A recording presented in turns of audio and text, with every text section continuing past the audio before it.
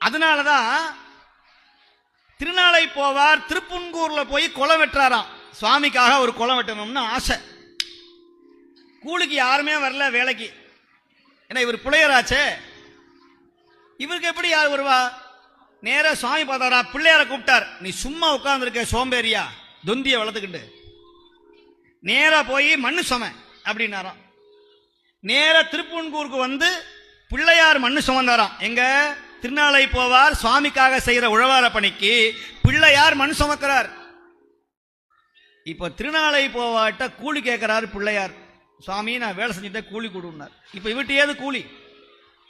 இவர் என்ன பண்றாரு, தன்னுடைய இருப்புல வச்சிருந்த 2 கலம் நெல்ல அந்த பிள்ளையாருடைய மடியில போட்டாராம்.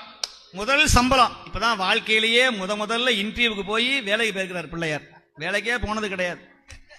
இக்கவரை நற்கனிகள் சர்க்கரை பருப்புடன் நெய்யல் பொறி அவள் துவரை இளநீர் வண்டு எச்சில் பயிர் அப்ப வகை பச்சரிசி பிட்டு வெள்ளரி படம் இடிப்பல் வகை தனி மூலம் மிக்ககடி சுக்கடலை வச்சனம் என தோலொரு விக்கின சமர்த்தம் என அருளாடி வெப்பகுடில சடில விற்பரமர பரருள் வித்தக மறுபுடைய பெருமா.